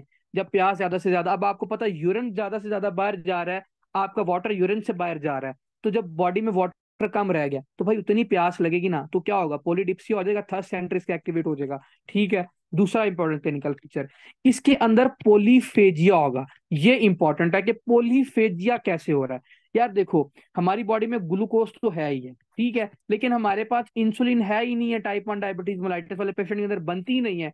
तो जब इंसुलिन नहीं है तो ग्लूकोज को यूटिलाइज कौन करवाएगा? बॉडी को तो यही पता है ना कि मेरे पास ग्लूकोज नहीं है। ठीक है, हमारे पास वो एनर्जी नहीं है बॉडी में, तो कुछ खाओगे तो एनर्जी आएगी ना। तो इसीलिए इसके अंदर पोलीफेजिया होगा, भूख ज्यादा से ज्यादा लगेगी उसके अंदर। ठीक है, साथ में इस पेशेंट के अंदर क्या हो रहा होगा, वेट लॉस होगा। क्यों? क्योंकि भाई आपकी ग्लूकोज यूटिलाइज ही नहीं हो रही। ये चार इंपॉर्टेंट क्लिनिकल फीचर है। तीन को तीन पी से याद रख लें, एक को वैसे याद रख लें कि इस पेशेंट के अंदर क्या हो रहा होता है, पोली, साथ में फेजिया हो रहा होता है। ज्यादा से ज्यादा उस पेशेंट को क्या लगती है, भूख लग रही होती है। ठीक है, ये तीनों इसके इंपॉर्टेंट क्लिनिकल फीचर है। इसका ट्रीटमेंट क्या होता है, हमने इस ट्रीटमेंट में क्या देना होता है, भाई इंसुलिन देनी होती है।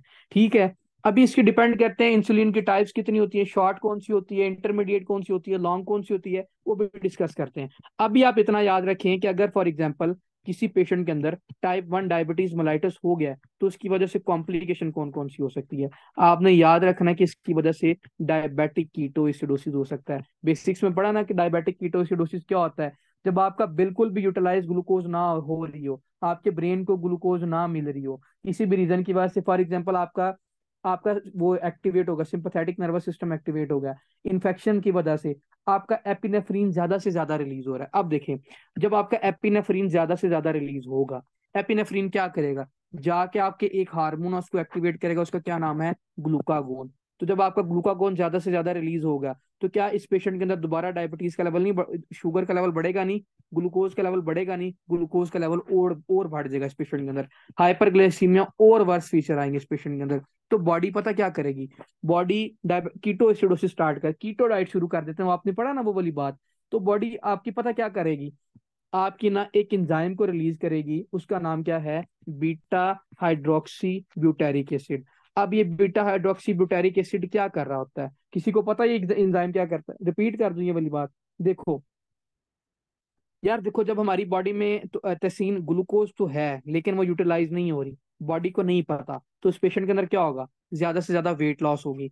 अब इस पेशेंट के अंदर बॉडी को पता है जी हमारे पास ग्लूकोज नहीं है, बॉडी को यही पता है, तो क्या उस पेशेंट के अंदर लिपोलाइसिस ज्यादा से ज्यादा नहीं होगी, ग्लूकागोन एंजाइम ज्यादा से ज्यादा रिलीज नहीं होगा, कि ताकि वो ग्लूकोज के लेवल को बॉडी में इंक्रीज कर दे। तो भाई जब आपकी लिपोलाइसिस होती है ना ज्यादा से ज्यादा, तो आपके फ्री फैटी एसिड रिलीज होते हैं। जब आपको ब्रेन को ग्लूकोज नहीं मिल रही होती ना, तो फ्री फैटी एसिड पता आगे किसके अंदर चेंज हो जाते हैं, भाई कीटोन बॉडीज के अंदर चेंज हो जाते हैं। कीटोन बॉडीज के अंदर कौन सा एंजाइम करवाता है, ये एमसीक्यूज आता है। स्पीड तो लो करें ना तेज, अच्छा स्लो कर देता हूँ। अच्छा देखिए, जब आपकी बच्चों लिपोलाइसिस होती है ना, तो फैट टूटती है, तो फ्री फैटी एसिड आगे किसके अंदर चेंज होता है, कीटोन बॉडीज के अंदर चेंज हो जाता है। ठीक है, कीटोन वो बॉडीज हैं, कीटोन बॉडीज, कीटोन आपका ब्रेन यूज कर सकता है, बस इतना याद रख लें। तो इसको एग्जामिनर क्वेश्चन पूछता है, ऐसी कौन चीज है कि जो आपका फ्री फैटी एसिड को कीटोन बॉडीज के अंदर चेंज कर रहा होता है, तो आपने बताना बीटा हाइड्रोक्सी ब्यूटेरिक एसिड होता है। ये एक एंजाइम है, ये आपको क्या करता है, आपके फ्री फैटी एसिड को आगे कीटोन बॉडीज के अंदर चेंज कर रहा होता है, ताकि आपकी बॉडीज को क्या करे, यूज कर सके। ठीक है, अब इसके अंदर क्या क्या क्लिनिकल फीचर आते हैं हम उसको देख लेते हैं। अगर किसके अंदर डायबिटिक कीटोएसिडोसिस हो गया, अब आप मुझे ये बताएं, क्या इस पेशेंट के अंदर जब आपको एनर्जी नहीं मिल रही, तो क्या इस पेशेंट के अंदर कुस्मल रेस्पिरेशन होगी, हाइपर वेंटिलेशन होगी? जो होगा, एक पेशेंट होगा वो जोर जोर से सांस नहीं लेगा, क्यों? क्योंकि भाई उसको एनर्जी नहीं मिल रही। ठीक है, उसके पास इंसुलिन नहीं है। तो वेरी इंपॉर्टेंट पॉइंट, इसके अंदर कुस्मल रेस्पिरेशन होगी, हाइपर वेंटिलेशन होगी। आपकी बॉडी में जब, अभी एक मिनट बताता हूँ, हाँ जी, जब आपकी बॉडी में, मुझे ये बताएं कि सोल्यूट का लेवल ज्यादा है, ठीक है, सोल्यूट की वजह से आपका सॉल्वेंट मतलब कि पानी का लेवल कम हो रहा है बॉडी में, तो क्या इसकी वजह से डिहाइड्रेशन नहीं होगी, प्यास ज्यादा से ज्यादा नहीं लगेगी इस पेशेंट के अंदर? सेकंड इंपॉर्टेंट पॉइंट, इसके अंदर जो डिहाइड्रेशन है वो ज्यादा से ज्यादा होगी। इसके अंदर जो लीस्ट कॉमन है, नॉजिया भी हो सकता है, वॉमिटिंग भी हो सकता है। अच्छा, जो इसमें मोस्ट इंपॉर्टेंट है, इसके अंदर ना एसीटोन ब्रेथ आएगी। ठीक है, जब आप रोजे रखते हो, खाली पेट होते हो, ये सेकंड अशरे पे जाके जब आपके मुंह से एक स्मेल नहीं आने लग जाती, ठीक है, जो हमक सी आती है, वो एसीटोन ब्रेथ होती है। ठीक है, आपने वो याद रखना होता है। इसका हम क्या बोलते हैं, एसीटोन ब्रेथ भी बोलते हैं। इसका एक और दूसरा नाम था, फ्रूटी स्मेल आती है, वो मेरे जेहन से निकल गया। फ्रूटी स्मेल भी लिख लें कि मुंह से फ्रूटी स्मेल आ रही होती है। ठीक है, ग्लूकोज का लेवल इसके अंदर कितना हो जाता है कि आपका 300 मिलीग्राम पर डेसीलीटर क्रॉस कर जाता है। अगर पूछा जाए क्यों क्रॉस कर रहा है, तो आपने बताना है इसके अंदर लिपोलाइसिस भी ज्यादा से ज्यादा हो रही है, इसके अंदर ग्लूकोनियोजेनेसिस भी ज्यादा से ज्यादा हो रही है, इसका ग्लूकागोन भी ज्यादा से ज्यादा रिलीज हो रहा है। बॉडी को तो नहीं पता ना कि इंसुलिन नहीं है मेरे पास, वो तो ज्यादा से ज्यादा रिलीज करेगी ना। अच्छा, इस पेशेंट के अंदर पता क्या हो रहा होता है, देखें, हमारा ना जब वॉमिटिंग ज्यादा से ज्यादा होती है ना, वॉमिटिंग की वजह से पोटाशियम लॉस होना शुरू हो जाता है। ठीक है, किधर जाता है पोटाशियम, आपका बॉडी से बाहर जाना शुरू हो जाता है। ठीक है, अब हमारे पास पेशेंट आया है। अब आपको पता है कि इस पेशेंट के अंदर शुरू में पता क्या होता है भाई, हाइपोकलीमिया होती है। But with the passage of time क्या होता है, इस पेशेंट के अंदर हाइपरकलीमिया हो रहा होता है। अब मैं आपको बताता हूँ क्यों इसके अंदर हाइपरकलीमिया और हाइपोकलीमिया होता है। देखें कि जब फॉर एग्जांपल हमारे पास इंसुलिन का एक नॉर्मल फंक्शन ये होता है कि इसने जो पोटाशियम को ना सेल के अंदर शिफ्ट करना होता है। ठीक है, अब हमारे पास इंसुलिन तो है नहीं है बॉडी में, तो सेल से निकल के पोटाशियम किधर आ जाएगा, ब्लड में आ जाएगा। तो उसकी वजह से पता शुरू में क्या होगा, हाइपरकलीमिया हो जाएगा। ठीक है, number one important point. But with the passage of time इसके अंदर हाइपोकलीमिया हो जाता है। हाइपोकलीमिया इस पेशेंट के अंदर क्यों होगा, हाइपोकलीमिया इस पेशेंट के अंदर क्यों होगा भाई, उसको एक्सेसिवली वॉमिटिंग आ रही है, तो उसको यूरिन की प्रोडक्शन ज्यादा हो रही है। तो आपको पता ग्लूकोज तो एक वो सोल्यूट है ना, तो वॉमिटिंग एक्सेसिव यूरिनेशन की वजह से आपका क्या होगा, आयंस यूरिन में ज्यादा से ज्यादा जाएंगे, तो भाई इस पेशेंट के अंदर हाइपोकलीमिया भी हो जाएगा। बस ये याद रखना है, इसके अंदर हाइपरकलीमिया शुरू में हो रहा होता है, बट बाद में क्या होता है, हाइपोकलीमिया होना शुरू हो जाता है। अब हमने फॉर एग्जाम्पल एक पेशेंट आया हमारे पास, कौन सा, डायबिटिक कीटोएसिडोसिस का। हमने इस पेशेंट को ट्रीट कैसे करना है, सबसे पहले तो आपने इसको फ्लूइड देना होता है, इंपॉर्टेंट पॉइंट है, आईवी फ्लूइड आपने इसके अंदर देना होता है। बाद में इसमें आपने इस पेशेंट को क्या देना होता है, पोटाशियम देना होता है। ठीक है, पहले नहीं देना होता है। पहले आपने क्या करना होता है, इसके अंदर फ्लूइड देना होता है, बाद में पोटाशियम देना होता है, उसके बाद क्या करना है, इंसुलिन देनी है। अब यहाँ पे आप क्वेश्चन पूछ सकते हैं कि भाई पोटाशियम हमने क्यों नहीं देना इस पेशेंट के अंदर।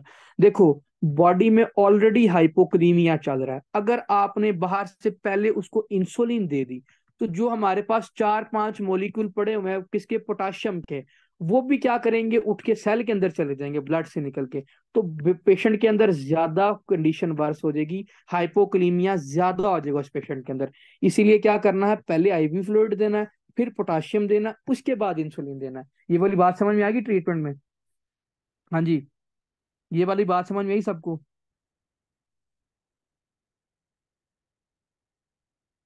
रिपीट कर दूं? अच्छा, यार देखो, हमारा यही इंपॉर्टेंट है कि डायबिटिक कीटोसिडोसिस का ट्रीटमेंट क्या है इसके अंदर, मेडिसिन के अंदर आपने बताना है कि बच्चों सबसे इसके पहले ना, सबसे पहले हमने इस पेशेंट के अंदर आईवी फ्लूइड देना है। क्यों? क्योंकि एक्सेसिव यूरिनेशन की वजह से फ्लूइड लॉस हो रहा है। दूसरी बात आपने इसके अंदर ये बतानी है कि हमने पोटाशियम देना है, इंसुलिन से भी पहले आपने भाई पोटाशियम देना है। उसकी रीजन बताता हूँ क्यों। नॉर्मल इंसुलिन का फंक्शन क्या होता है, नॉर्मल इंसुलिन का फंक्शन ये होता है कि पोटाशियम को ना सेल के अंदर शिफ्ट करना। ठीक है, ये फंक्शन होता है नॉर्मल इंसुलिन का। अब देखें, जब हमारी बॉडी में इंसुलिन है ही नहीं है टाइप 1 डायबिटीज मेलाइटिस वाले पेशेंट के अंदर, तो जो पोटाशियम सेल के अंदर इंसुलिन भेज रहा था, तो भाई अब इंसुलिन नहीं है, क्या वो सेल के अंदर भेजेगा? नहीं भेजेगा। बॉडी में क्या करवा देगा, हाइपरक्रीमिया करवा देगा, तो बॉडी में हाइपरक्रीमिया करवा देगा। Number one important point. Second, मैंने आपको क्या बताया कि इसके अंदर डायबिटिक कीटोसिडोसिस के वाले पेशेंट के अंदर वॉमिटिंग ज्यादा हो रही है, यूरिनेशन ज्यादा से ज्यादा हो रही है। ठीक है, जब आपको पता वॉमिटिंग ज्यादा से ज्यादा होती है, तो आपके आइंस बाहर जा रहे होते हैं ना, तो इसकी वजह से इसके अंदर पता क्या हो जाएगा, हाइपोक्लीमिया होना स्टार्ट हो जाएगा। ठीक है, क्या होना स्टार्ट हो जाएगा, हाइपोक्लीमिया। तो इसीलिए भी जब भी आपने ट्रीटमेंट करना है इस पेशेंट का, पहले आपने आईवी फ्लूइड देके पेशेंट को स्टेबल करवाना है, बाद में आपने पोटाशियम देना होता है। क्यों? क्योंकि भाई आपकी बॉडी में हाइपोक्लीमिया हो रहा है। फिर बाद में आपने क्या करना है, इस पेशेंट के अंदर इंसुलिन देनी होती है। अगर आप इंसुलिन पहले दे देंगे, जो आपके पास 5 या 6 मॉलिक्यूल पड़े हुए हैं बॉडी में, किसके, पोटाशियम के। इंसुलिन ने तो अपना फंक्शन करना है ना, उसने पोटाशियम को उठा के सेल में फेंक देना है। तो जब पोटाशियम सेल के अंदर चला जाएगा, ब्लड में और कम हो जाएगा, और फीचर वर्स हो जाएंगे, और हाइपोकलीमिया हो जाएगा। तो इसकी वजह से टोरसाडे डी पॉइंट भी हो सकता है, क्यूटी इंटरवल प्रोलॉन्ग भी हो सकता है। तो हमने पहले क्या करना है, बाहर से पोटाशियम देके बॉडी को स्टेबल करना है, उसके बाद हमने इंसुलिन देनी होती है। आप समझ में आ गई ये वाला पॉइंट। अगर आपसे पूछा जाए ट्रीटमेंट ऑफ चॉइस क्या है, वो क्या है भाई, इसकी हम इंसुलिन इस पेशेंट के अंदर देंगे। हाँ जी, यहां तक समझ में आ गई सारे इंपॉर्टेंट पॉइंट। किसी का कोई क्वेश्चन है? ओह, 1 मिनट यार, 1 मिनट।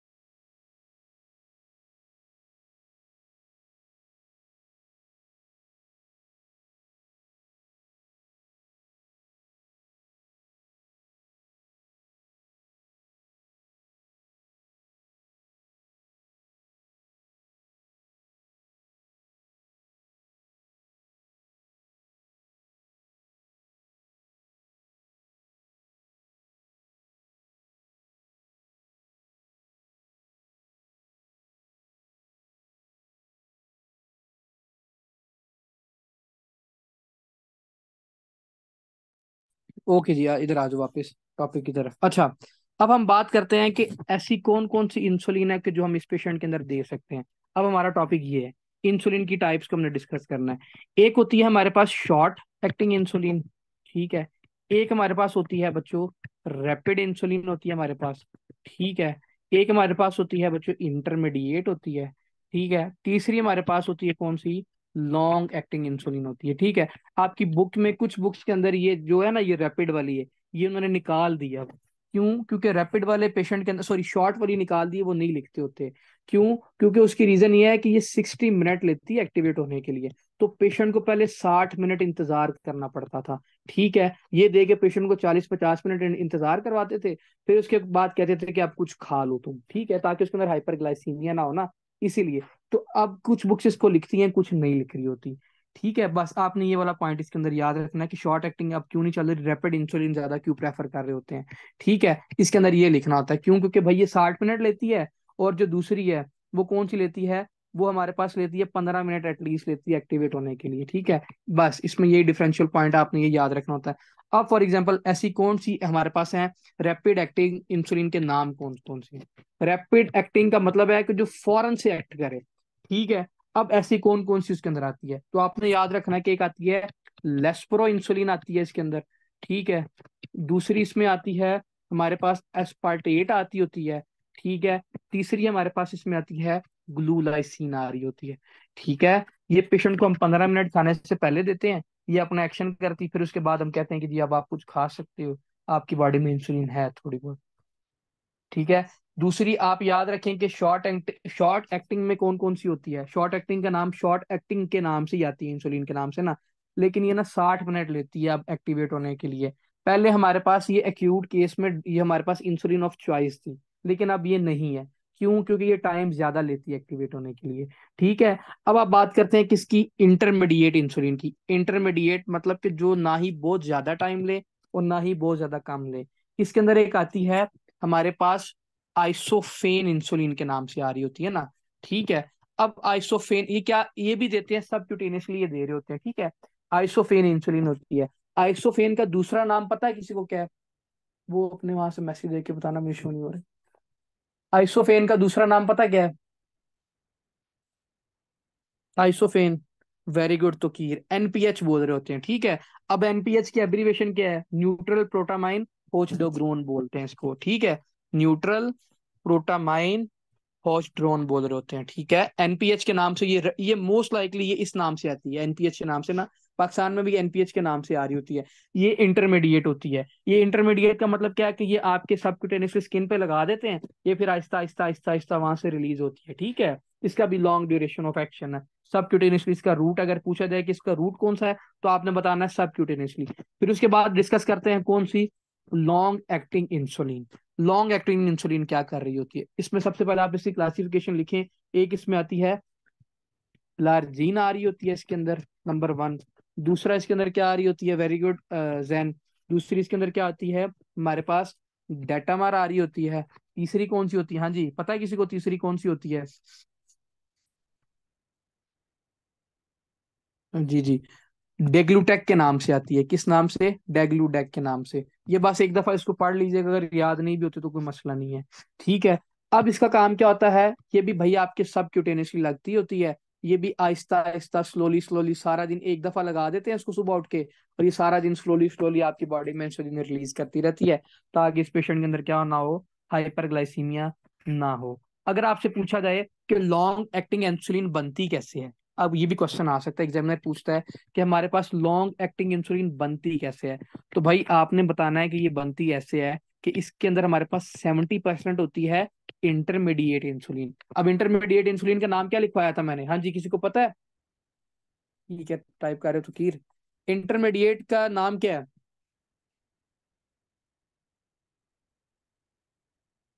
NPH, isophane. बाकी सारे सो गए, दो जैन और फकीर जाग रहे हैं। आइसोफेन। थक गए हो? अभी तो ज्यादा पढ़ा भी नहीं है यार, आसान से टॉपिक थे। अजवद, फातिमा। ओके। 70% इसके अंदर पता क्या आ रहा होता है, हमारे पास आइसोफेन वाली होती है, एनपीएच वाली होती है, प्लस इसके अंदर 30% हमारे पास कौन सी होती है, रेगुलर इंसुलिन। दोनों का मिक्सचर बना के ना हम इसको क्या कहते हैं, ये लॉन्ग एक्टिंग इंसुलिन बन गई अब, ठीक है। फिर इसको हम सबक्यूटेनियसली देते हैं। अच्छा यार, मेरा एक आपसे क्वेश्चन है, वेरी इंपॉर्टेंट क्वेश्चन।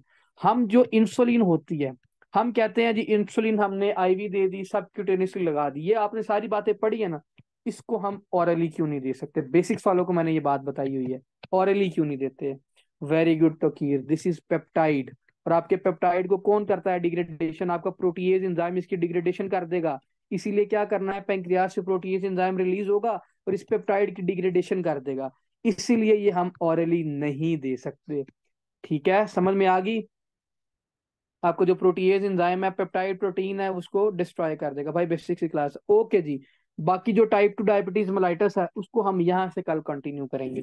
टाइप 1 में से जो चीजें रहेगी एक दफा बुक से भी रीड करवा दूंगा, जो उसमें पॉइंट रहते हो वो भी बता दूंगा, जो कुछ एक्स्ट्रा है वो भी लिखवा दूंगा। टाइप 2 डायबिटीज हम कल पढ़ेंगे इसके अंदर, ठीक है। ओके जी, फी मान अल्लाह, अल्लाह हाफिज।